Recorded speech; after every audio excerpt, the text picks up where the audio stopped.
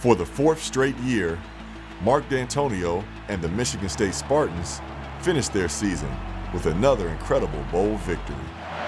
Here's Cook on third down to the end zone. It's a touchdown! Keith Mumphrey ties the game at 41. An incredible last 5 minutes here in Arlington. With an amazing come-from-behind win, the Spartans once again etched their name into the history books. And it's third down. Baylor has 1 timeout remaining.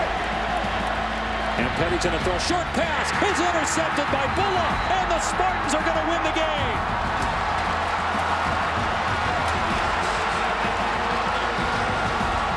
You got to believe.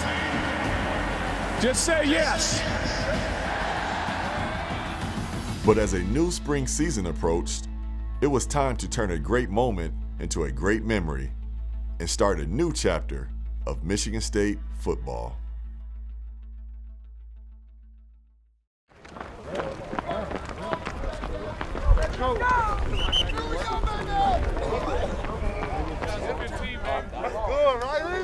Working, Jack. You got the call up. 2015's here. Let's go.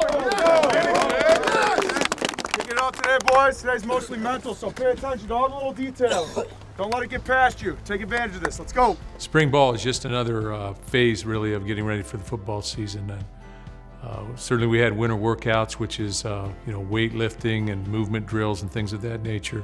Getting in condition, and then you go into that next phase, which is spring ball, and that's when you get your freshmen who maybe the year before came in and really didn't know a whole lot, and they finally have their feet on the ground, have a little bit of a foundation. You get to see where they're at. You get to make position changes, possibly experiment around a little bit, try new concepts, evaluate and critique what you've done the year before. There's a lot that goes into it. We really take our time with it, go through 15 practices really in a 5-week time period. But it really is another building block for the season. Yeah, I think spring ball just gives everyone an opportunity just to go out there and kind of perfect their craft. It's pretty far away from the season and stuff, but I think it just gives us an opportunity to go out there and see what we have. You lose guys from the season before, guys like Tony Lippett who are gone, Jeremy Langford. It's an opportunity for younger guys to step up. Younger guys are going to get more reps. It's an opportunity for us to obviously see where we're at, with guys stepping up, replacing, seniors that have graduated. And it's for older guys, too, to perfect their craft. Guys like me who are going into their 5th year. And it gives me an opportunity to go out there and work on things that I, really need to work on, like my fundamentals, my footwork, pocket presence, and then just my reads. For us, I think spring ball is getting game-like environment without the game plan of a regular season type game. So it's, allowing the young guys to really get a feel for the speed of the game, get acclimated with the new people filling in different positions, and just really gives us a great outlook on our team going into the fall. As spring ball progresses, other Spartans are busy preparing for life after Michigan State. This year, 6 Spartans were fortunate enough to be invited to the 2015 NFL Combine. It's been a blessing. We had a lot of meetings, a lot of great players down here, a lot of coaches, GMs, and things like that. It's been a grind so far. We've been, getting up early, staying up late. But it's a blessing. It's a blessing to be here, and I'm just trying to take advantage of it. It's been exciting because we've been through a lot together. A lot of us came in college the same year, 2010, and now we just see each other trying to be a professional. It's been exciting and really a great experience. There, these Spartans would have a chance to prove themselves on the biggest stage yet for NFL hopefuls. Okay, it's a big one. Dot the I here for us. Just dot the I. Well, another 4-3-5. Wrong school. It's okay. It works. He's rolling, man. Yeah. He's rolling, man. He can run, 4-3-2. No, he's rolling, man. I see run. I know running when I see it. Coach is smiling again. Mark D'Antonio. Very smooth. Durable player, durable Spartan. Keith Mumphrey never missed a game. Good contingent, good group of Michigan State players. Which running back would you say stood out and their stock went up today? In my opinion, you have to go with Jeremy Langford out of Michigan State. This kid is awesome. He's a very patient runner. He has great knee drive, and that's what I saw in the 40. That's also what I saw in his position drills.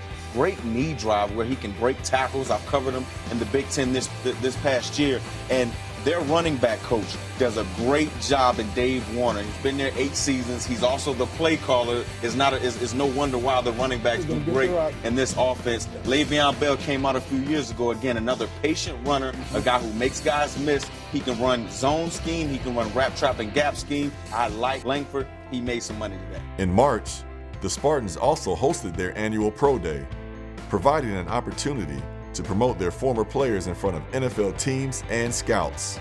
It was exciting to be able to, do what you love in front of everybody you love. I mean, it's amazing. And, it was one of the last time I really get to do this, like around all my teammates and coaches. Yeah, it's a little bit crazy, but, having everyone around me is a little bit comforting. And once you get down on the line, and it's just, it's natural because that's what I've been training for the past couple of months.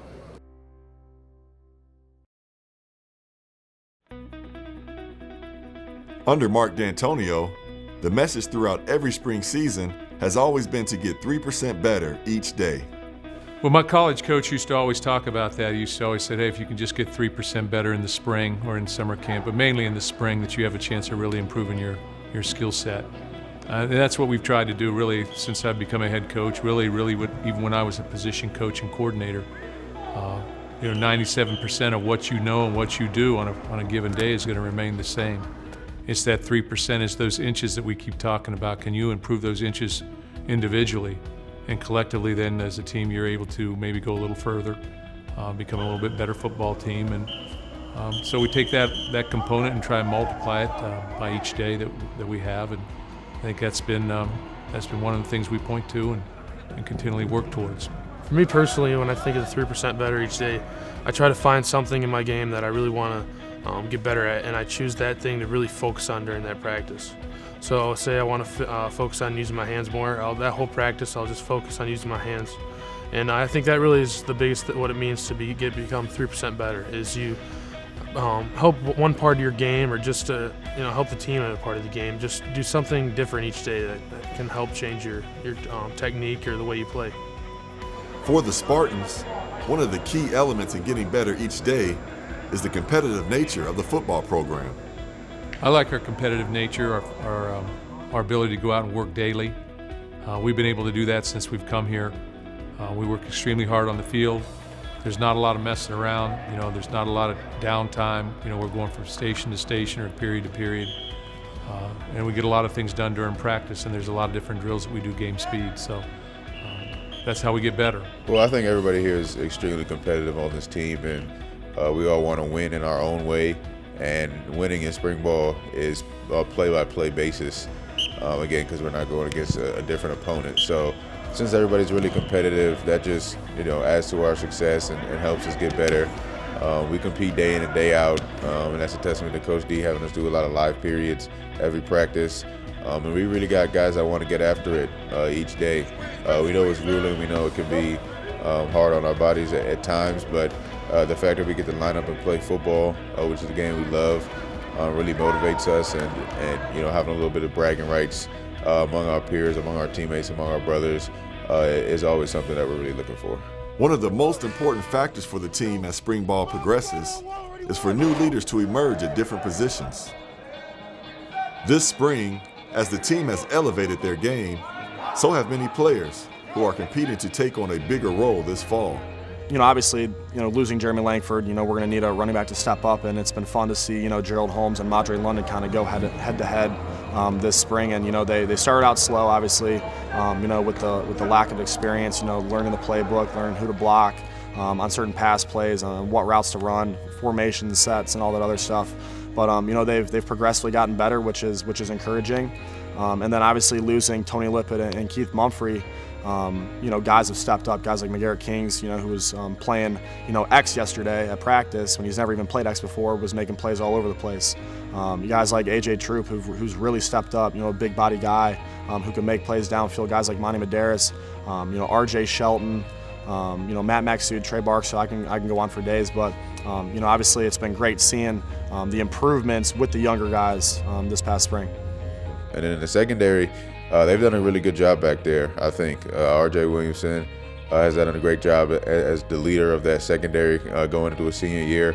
I think Monte has done a great job back there filling in at that free safety spot. He's back there making plays, doing what he's supposed to do. He's a great athlete that he is.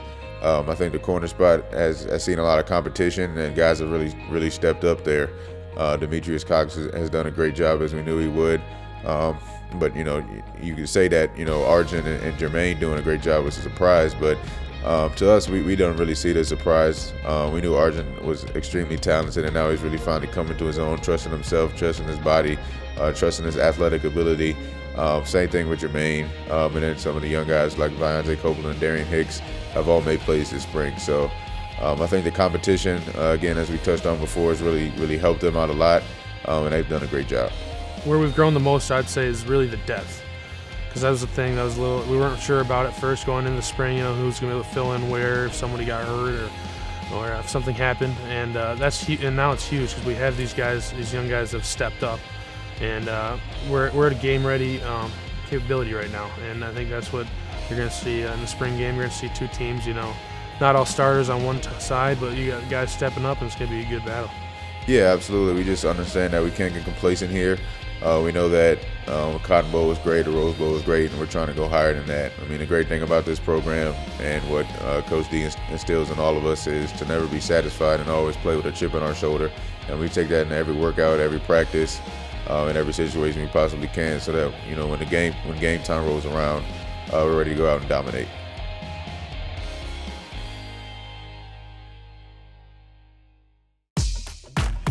And a pleasant good afternoon to everybody, and welcome to Spartan Stadium in East Lansing, Michigan, as we are set for the spring game. Spring practice wraps up with this one, and it should be a good one. The crowd is good. Today, I know one thing for sure. Spartan's going to win. I was waiting for you to say that. I'm glad you got that out of the way.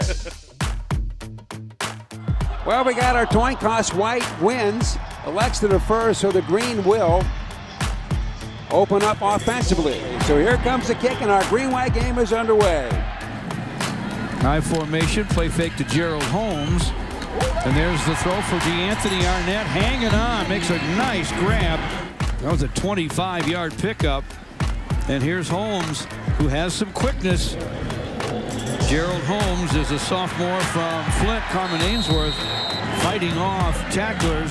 What was so special about the offense is how balanced they were, both running and throwing the football.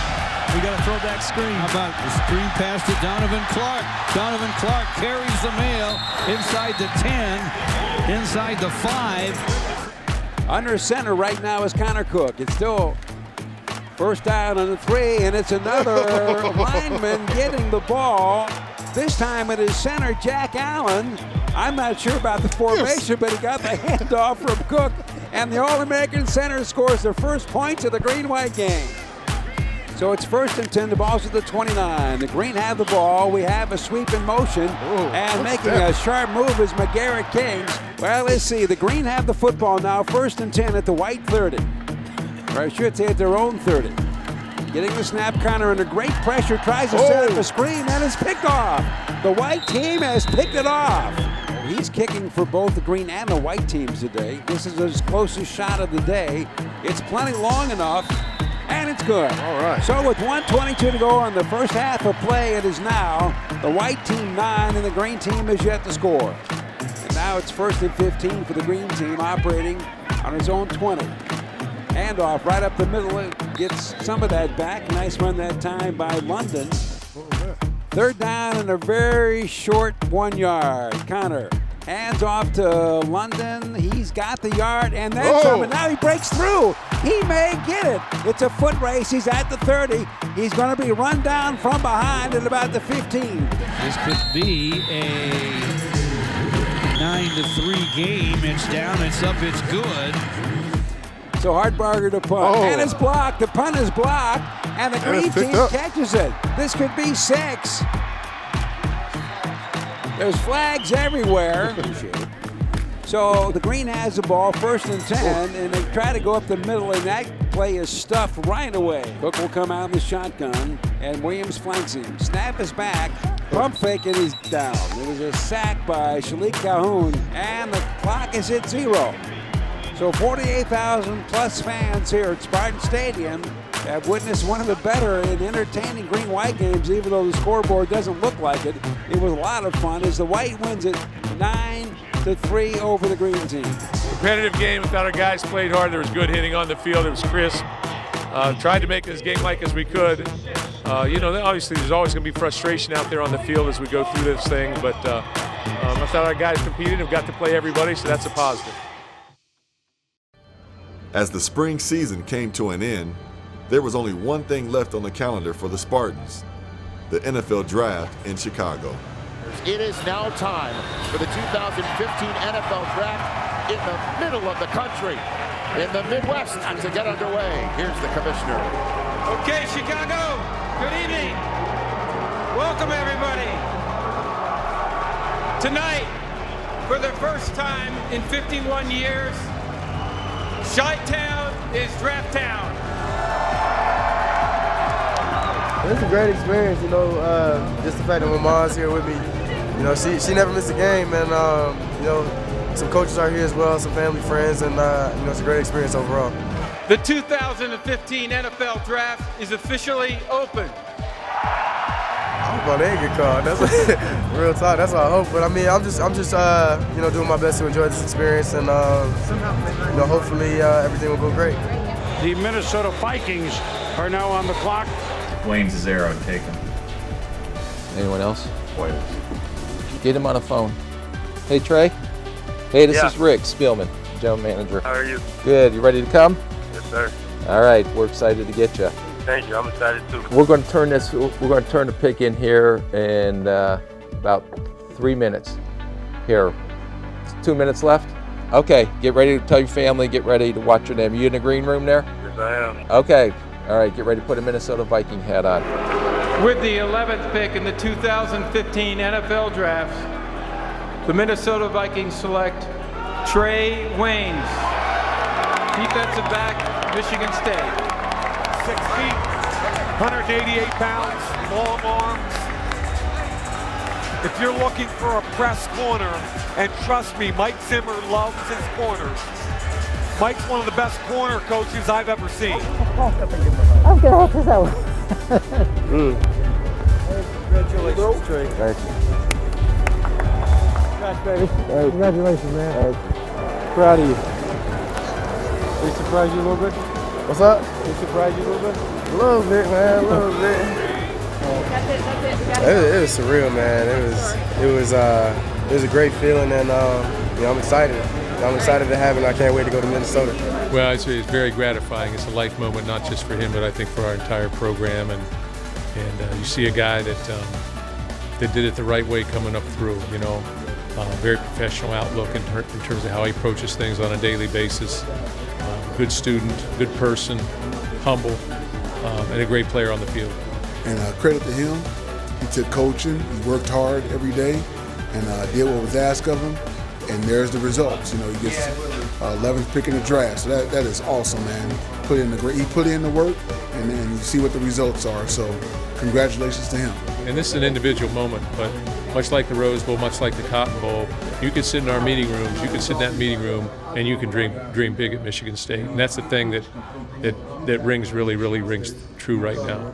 You can sit there and see that you can make it to the top. Although Trae Waynes had a historic moment Thursday night, 3 other Spartans were also fortunate enough to hear their name called that weekend. Here we go, Bears fans. With the 7th pick in the 4th round, number 106 overall, the Chicago Bears have selected Jeremy Langford, running back, Michigan State. Go Bears! It's a popular pick here. Big Ten player in the Midwest, Jeremy Langford. He'll pair with one of the most underappreciated backs in the NFL, and Matt Forte, who probably got too many touches last year. They've got to bring in a young back like Langford who can share the load with them. Langford is similar in that he does everything pretty well. He just doesn't do them as well as Matt Forte. But he runs the ball well, he catches, and he's a guy that's going to be very important to get less touches on Matt Forte's body. Well, folks here in Big Ten country have been watching Tony Lippett play wide receiver at Michigan State for all these years, but the Miami Dolphins, in using their final pick of this year's draft, unless they trade back up into it, they're done.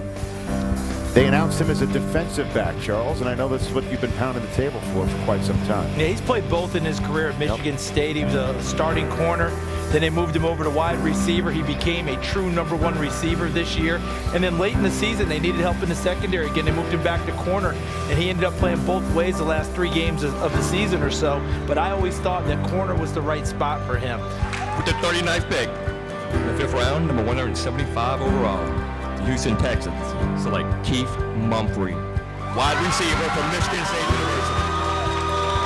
Another wide receiver from Michigan State, 5'11.5", 215. Kind of has a running back build for a wide receiver. Took Jalen Strong a little bit earlier, which was a great value pick, so they go back to the wide receiver position again. You remember Andre Johnson's gone. It's going to be a group effort trying to replace him. This now means only 5 schools have had a player drafted every year in the Common Era. It was 6 coming in. Nebraska, Florida, USC, Michigan State, and Michigan action. For the NFL Network, I am Rich Eisen. You're Rich Eisen. And I don't even know it. Adios from Chicago. With the final chapter of the spring season complete, it's now time for every Spartan to reach higher, work harder, and push forward to the 2015 season.